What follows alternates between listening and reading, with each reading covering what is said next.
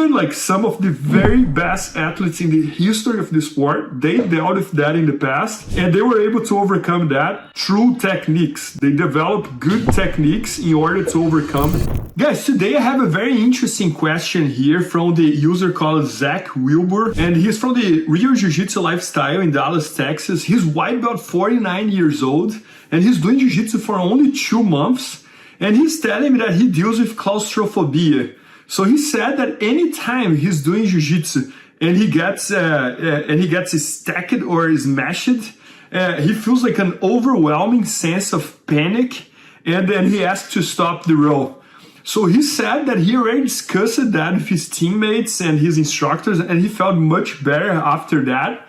But he's asking here if I have any mental tip to give him in order to overcome this situation. So Zach, thanks so much for the question, and I really appreciate you asking that. And I definitely feel I can help, because when I started Jiu-Jitsu back in 2001, when I was 14 years old, I also had some similar feelings sometimes when I was training with people way heavier or way older than me.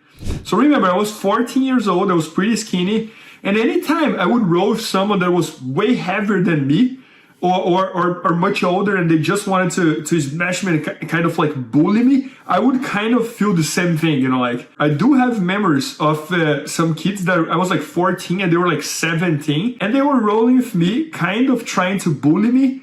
And I would feel this sense of claustrophobia, especially when I felt like some bad energy from the other practitioner and things like that. What I used to do back then, that I think it helped me a lot, was to try to relax and try to focus on the technique. I do believe that the answer for this is good technique.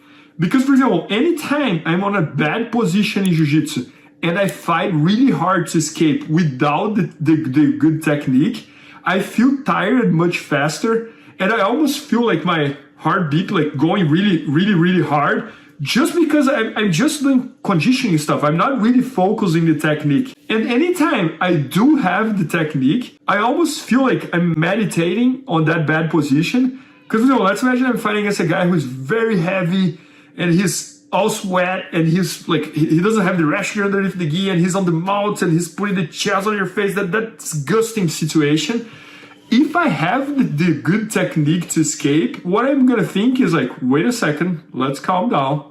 All I have to do is I'm gonna close my elbow, I'm gonna control his pants, I'm gonna give him a little bridge, I'm gonna try to escape. Versus in that same situation, if I don't have the technique, I'm gonna start like doing a bunch of bridges, bench press, all the things that's not gonna work, and I'm gonna get more tired, I'm gonna get more frustrated, and I might end up being stuck in that position for a very long time and feel that sense of like, I wanna get out from here and that kind of stuff. So try to always focus on the technique, and I think like a very good news here for you is that you are only training Jiu-Jitsu for 2 months. So I don't even know if you should already be sparring. It might be a good idea just to drill and focus on the moves and then you spar. So just to give an example, on my school here in Massachusetts, in Bedford, we don't allow white belts to train until they get a second stripe.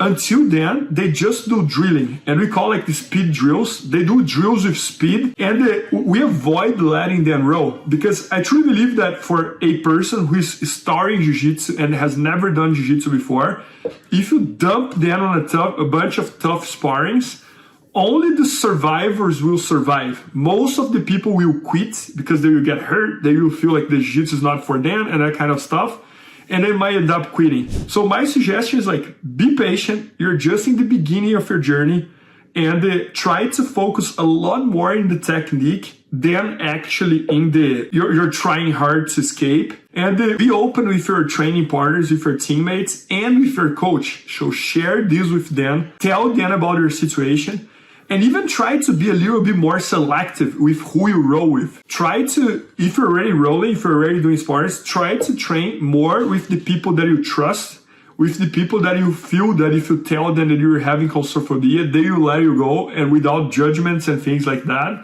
So try to share that to them, because I think that's definitely gonna help you a lot as well.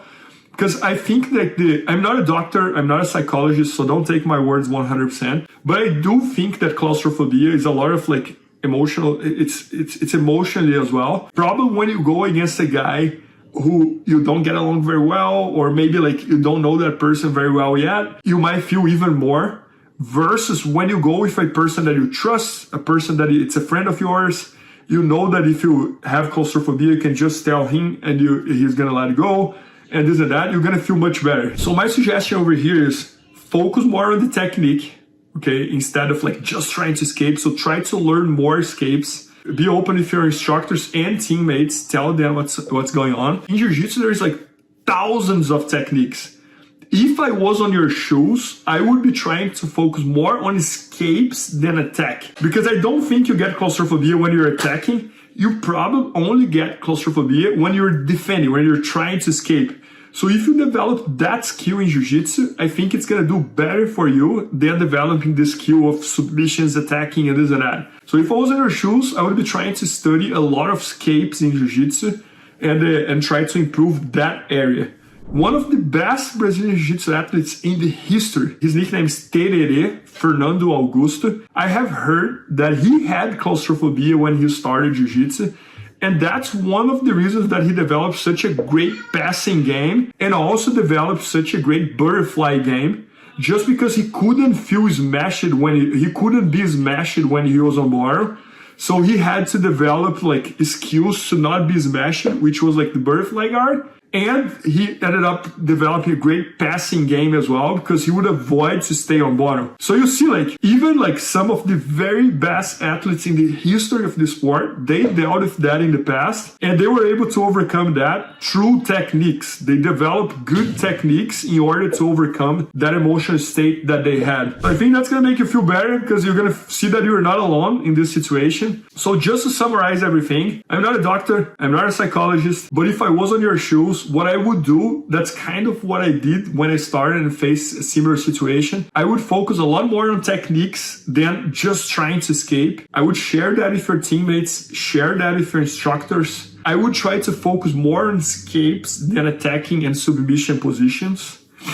And when you feel like getting frustrated or this and that, I would try to remember this story that I just told you from Tererê, Fernando Augusto Tererê. I heard that he dealt with claustrophobia in the beginning of his career, and he was able to overcome, developing such an amazing jiu-jitsu that he would escape from the positions that he felt like in threat. Zach, thanks so much for the message, and congratulations, you're 49 years old, you had the courage of doing jiu-jitsu, even though you have this situation. Most of the people, one time I saw a quote in the internet, what's the hardest belt to get in jiu-jitsu? And it's the white belt. Most of the people, they don't start jiu-jitsu. They want to start jiu-jitsu, they don't. You did, at 49 years old, you decided to start jiu-jitsu, you know you deal with claustrophobia, you're trying to overcome that, so congratulations, this is amazing to see. And try to be patient, you're just in the beginning of the journey. And guys, for whoever is watching this video, if you are over 30 or 35 or 40 years old and do jiu-jitsu,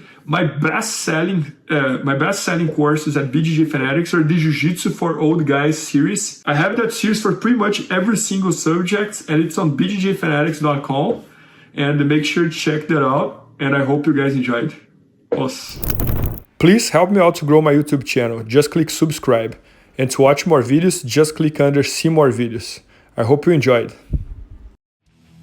BJJFanatics.com. Use the promo code YouTubeFaria to get 10% off any instructional video. Improve your jiu-jitsu faster.